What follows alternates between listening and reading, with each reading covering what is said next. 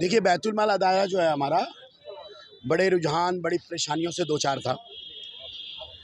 कई महीनों से कहना भूल होगा, कई बरसों से कुछ परेशानियां हो रही थी।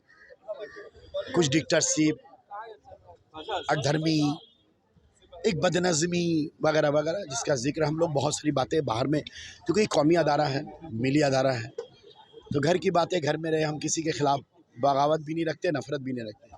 कुछ बदनज़मियों की वजह कर हमारे सेक्रेटरी साहब काफ़ी दिनों से जद्दोजहद कर रहे हैं।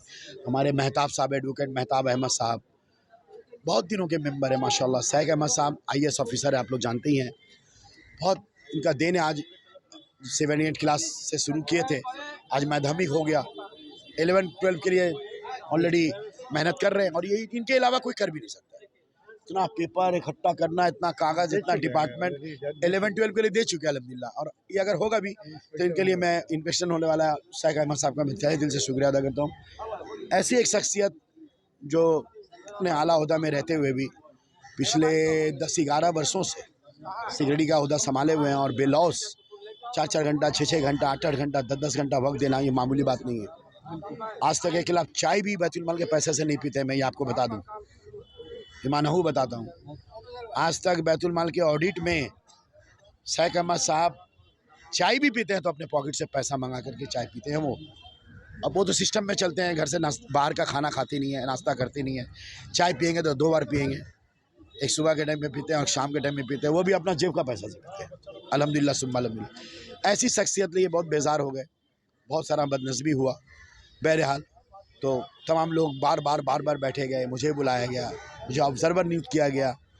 आपको मालूम है गुज़िश्ता कई वाक़े हुए थे, कमेटी को तोड़ दिया गया भाई फोर्सली, उसके बाद इतने लोग भीड़ लगाए गए। देखिए, आज जो वाक़या हुआ है ये नहीं होता तो अच्छा होता। ये जो मीटिंग हम लोग बुलाए, आज डिसीजन लेने पे मजबूर हुए, नहीं होना चाहिए था। लेकिन जिस तरह से यहाँ जुमा के दिन और शनिचर के दिन आउटसाइडर कलकत्ते के लोगों को इकट्ठा किया गया, डराया गया, धमकाया गया। सैक साहब का भी स्टेटमेंट देखिएगा हालात बंगाल में कि हम घर जिंदा जाएंगे कि नहीं, इस तरबियत में थी। एक सैक अहमद साहब जैसे शख्सियत जो कलकत्ता शहर में रिटायर हुए हैं, लेकिन IAS तो कभी रिटायर नहीं होता है, IAS रहता है। रिटायर हुए हैं, चीफ सेक्रेटरी थे फायर एंड इमरजेंसी सेक्रेटरी में, जॉइंट सेक्रेटरी का ओहदा संभाले, एडिशनल सेक्रेटरी। उर्दू अकाडमी में रहे हैं, बहुत खिदमात है इनका। 25 साल का परफॉर्मेंस देख करके तो इनको IAS नियुक्त किया गया था। और आप भी समझ सकते हैं, WBSC ऑफिसर जो भी होते हैं, उनको अगर IAS के लिए भेजा जाता है राष्ट्रपति को, या आप सोच सकते हैं 25 साल में जिसका एक दाग भी नहीं लगेगा, वही हो सकते हैं प्रमोट। नहीं, बात आप कह रहे हैं कि क्या सैक साहब का वंदना कर रहे हैं? हम इसलिए आपको बोलना चाह रहे हैं कि जो बात अभी हम बोलना चाहेंगे, अगर ये नहीं बोलेंगे तो फिर आप की गुमराही दूर रही होगी। जो आदमी 25 साल के लाइफ में एक दाग नहीं हुआ, कौन बोल रहा है? स्टेट गवर्नमेंट, कि इनको IAS बनाया जाए। इनके 25 साल का करियर में कोई दाग नहीं है। बैतुल माल की सरजमी में भी 11 साल में कोई दाग नहीं है सैक अहमद के पर। उनको ट्रेड देना, उनको ज़बरदस्ती बोलना इस सबको मेंबर बना दीजिए, जबकि वो मेंबर नहीं है एग्जीक्यूटिव में। ऐसे कई घटना घट चुके हैं, जो मेंबर तक नहीं है उनको एग्जीक्यूटिव मेंबर बना दिया गया। मीटिंग में बुलाया जाता है, मीटिंग में वो लोग बैठते हैं। सैक साहब बोले मुझे तो मालूम नहीं है। यहाँ कंस्ट्रक्शन का जो काम है कोई नहीं जानता है, कोई मेंबर नहीं जानता। कंस्ट्रक्शन करने शुरू कर दिया, ढलाई करना शुरू कर दिया। सैक साहब हमको बोले, हम जाके थाना में बोले कि स्ट्रक्चर इंजीनियर का तो परमिशन लेना चाहिए। अगर हम कोई भी काम करेंगे, 6 मंजिला बनाना, 7 मंजिला बनाना, 10 मंजिला बनाएंगे, लेकिन हमको तो 40 साल 50 साल पुराना जो स्ट्रक्चर है उस, देखिए अभी मैं जो ये बात बोलना चाह रहा हूँ, ये इसलिए मैं पहले वहाँ बोला था कि बेदागदार जो इंसान है उसको तकलीफ कहाँ होती है। अब स्ट्रक्चर इंजीनियर को बुलाना, उनसे मशवरा लेना, टेस्टिंग करना, बिल्डिंग रहेगी कि नहीं रहेगी, एग्जीक्यूटिव में बोलना, मेंबरों के बीच में बोलना, किसी से नहीं बोला जाता है, किसी को नहीं जनाया जाता है। कहाँ से लिफ्ट लगता है किसी को नहीं मालूम। तो ये बदनज़मी क्या शौरात साहब की नहीं, मैं ये बात बिल्कुल नहीं कहना चाहता हूँ, क्योंकि हमारा मकसद कौम और मिल्लत की बर्बादी नहीं, उसकी आबादी है। हम किसी भी शख्सियत से, हम किसी भी तरह से, आगे भी आप जुमा के दिन देखें, शनिचर का दिन देखें, और कभी भी आप हमारे ज़बान से इस तरह की बातें नहीं निकाल सकते। हम जो भी हुआ है हमारे बीच, जो हुआ है वो बैतुल माल की सेहत के लिए अच्छा नहीं था, हानिकारक था। और जो हो रहा था वो भी हानिकारक था। कुछ लोगों ने प्रतिबाद किया। ज़्यादातर अक्सरियती में जो मेंबर थे, 19 मेंबर टोटल है, 2 इंतकाल हो गए, है ना। 19 मेंबर, 2 इंतकाल हो गए। 19 मेंबर में जो है मैक्सिमम मेंबर एकदम ये तय किया कि उनके जो इस तरह के जो मामला थे उनको मेंबरशिप से खारिज कर दिया जाए। फिर जनरल बॉडी में ले जाया गया। जनरल बॉडी में 202 लोग जनरल मेंबर आए हैं। मेरे ख्याल से ज़्यादा ही हैं, 211-13 ऐसी कुछ है, लेकिन 202 आए हैं। तो उनमें इत्तेफाक राय से 100% सभी लोगों ने उस प्रस्ताव को जो है उनका मेंबरशिप खारिज किया गया। उसके बाद नई कमेटी, उसको जब सदर को खारिज कर दिया गया तो जाहिर सी बात है एक नई कमेटी, तो आपने सुना है, मैं रिपीट नहीं करूँगा कि पूरी नई कमेटी बनी है, सब चीज़ों को ध्यान में रख करके बनी है, सब कमेटीज़ वगैरह का प्लान हुआ है। आप देख रहे हैं शादी के लिए जो इसलिए भी वो लड़ाई चल रही थी, आप मनमानी हर साल 5,000 रुपये बढ़ा दे रहे, 5,000 रुपये बढ़ा दे रहे, 5,000 रुपये बढ़ा दे रहे। गरीब आदमी है, कहीं ना कहीं गरीब आदमी है, गरीब इलाका है, मोहल्ला है, लड़की की शादी है, लॉकडाउन चल गया, 2-2.5 महीना लॉकडाउन रहा, कम करो भाई कम करो। उसके लिए भी ना सीडी से पूछा जाता है, ना कमेटी मेंबर में पास किया जाता है। बस आपने ऑर्डर कर दिया, कितना लेते हैं 20,000, उसको 30,000 कर दीजिए।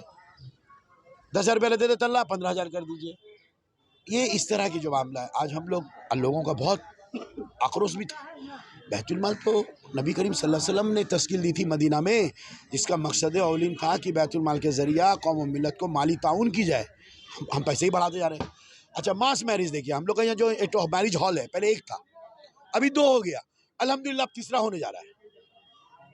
आप हमारा जो है मैरिज हॉल 1 से 2, 2 से 3 हो गया, और मैरिज हॉल का बुकिंग का पैसा बढ़ रहा है। आमदनी तो मेरा बढ़ा है, एक हॉल से जो आमदनी आती थी, 2 हॉल 3 हॉल से आमदनी आ रही, जो मेरा आमदनी बढ़ा है, तो हम गरीबों को राहत नहीं करेंगे।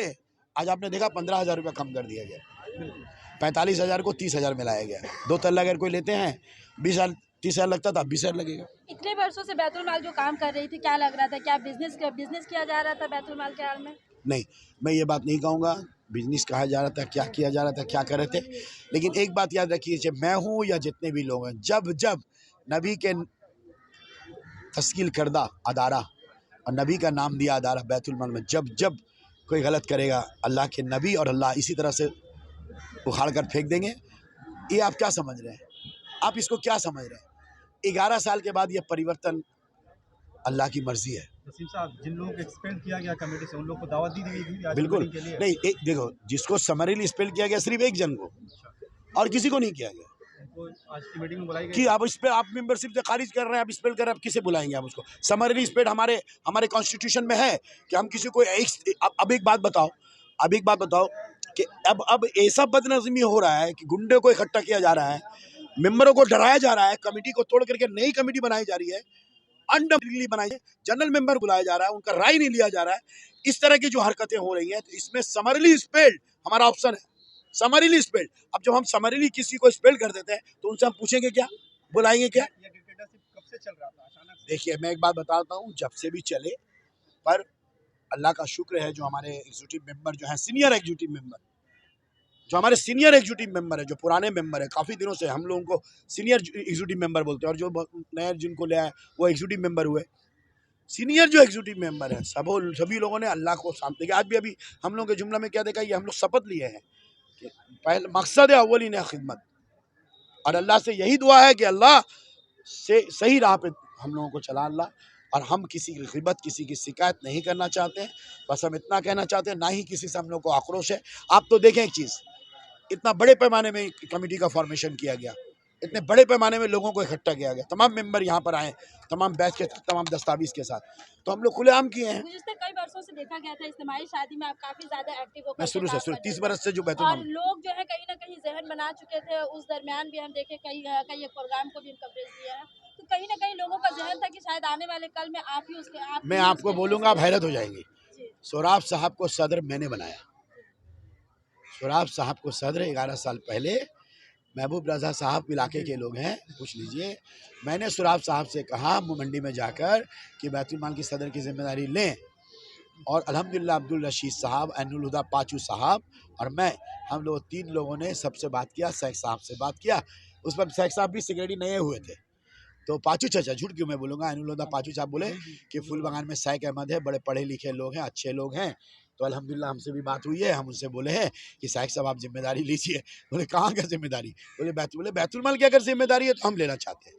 क्योंकि बैतुल माल की पाकिज़गी अलग है। आपकी सदारत में बैतुल माल किस हद तक का कामयाबी के 30 साल से बैतुल माल में मैं हूँ।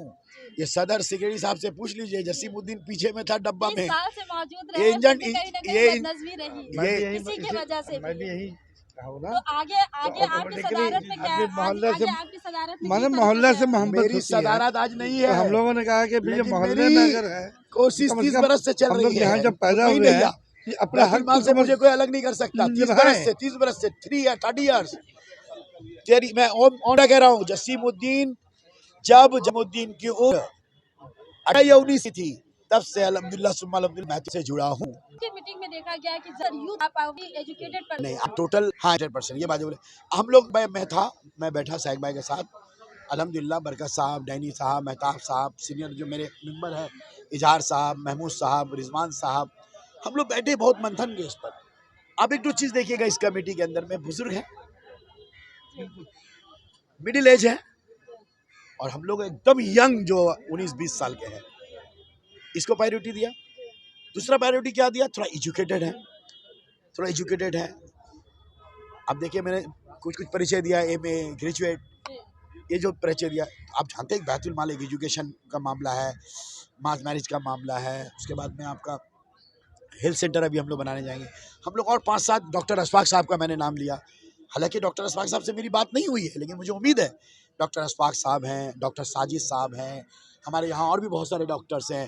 डॉक्टर अशफाक साहब के लड़का आपको मालूम है, माशाल्लाह पेट का नाम ये MD है, हमारे बड़े भाई हैं, इनके बड़े भाई नहीं, डॉक्टर साहब का लड़का जो डॉक्टर है, भतीजा हुआ, भतीजा, वो भी डॉक्टर है। अब ऑर्थोपेडिक्स है वो, ऑर्थोपेडिक्स है, बहुत अच्छे अपोलो डॉक्टर में है, है, सुपरिटेंडेंट अपोलो में है सुपरिटेंडेंट, आपके बहुत सारे ऐसे मेरे मीडिया मोहल्ले में चैनल- है। तो ऐसे आपको आज मैंने दिखाया कि एजुकेटेड ग्रुप पर्सन को लाया मैंने। और मैं एक बता रहा हूँ, हमारे जो जनरल मेंबर में भी बहुत एजुकेटेड पर्सन लोग हैं। वकील सर टीचर है वो, CMO स्कूल के। आफ्ताब आलम टीचर है वो। डॉक्टर वसी सर टीचर है वो। हमारे जो कमेटी में भी देखिएगा 10-12 टीचर्स हैं, जो सरकारी स्कूलों में टीचर्स हैं, प्राइवेट टीचर्स हैं, एजुकेटेड पर्सन है। जनरल मेंबर में भी कई डॉक्टर्स हैं, और भी हम बहुत सारे डॉक्टर्स को इसमें जोड़ेंगे, डॉक्टर्स, इंजीनियर, प्रोफेसर को भी जोड़ेंगे इंशाल्लाह।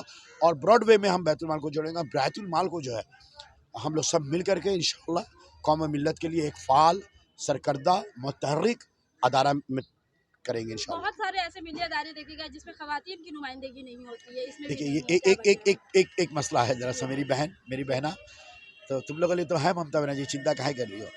असल में क्या है कि ज़रा सा कौमी अदारे में ज़रा सा मामलात है, महरम गैर महरम। लेकिन अगर आप बेटा देखोगे एक बात, तो हमारा स्कूल तो गर्ल्स स्कूल है बेटा। जी, गर्ल्स हम आपको स्कूल है, इसकी शबाना वजह से क्या हम आपको बेटा ही बोलेंगे, बेटी की तरह मानते हैं तुमको। अब एक चीज़ देखो, कमेटी में कोई गर्ल्स नहीं है, लेकिन हम लोग स्कूल चला रहे हैं, गर्ल्स हाई स्कूल। सोचो हम अपनी बच्चियों का कितना ख्याल रख रहे हैं, बोलिए तो। कितना बेटी का ख्याल रख रही है, कितने बहन का ख्याल रख रही है, साहब हम लोग सब मिलके। तो कमेटी में हो सकता है आप बोलना चाह रही हैं कमेटी में रिप्रेजेंटेटिव गर्ल्स नहीं है, ये नहीं है, लेकिन टीचर कितनी है, सब गर्ल्स है, औरतें हैं, 45 औरतें के लिए मैं ही हूँ। तो क्या आने वाले कल में इस तरह इंशाल्लाह देखा जाएगा वो क्या चीज़? ध्यान देंगे और क्या? खवातीन के लिए? हाँ बिल्कुल, तो खवातीन के लिए तो चल रहा है। गर्ल हाई स्कूल हो है, अभी हाई सेकेंडरी स्कूल हो जाएगा गर्ल्सों का। 45 तो गर्ल्स टीचर है हमारे यहाँ, जितनी बुआ है सब गर्ल्स हैं। वो पूरा इनका स्कूल का व्यवस्था पूरा गर्ल्स ही है, खाली एक ही तो जेंट्स है, साइक अहमद साहब।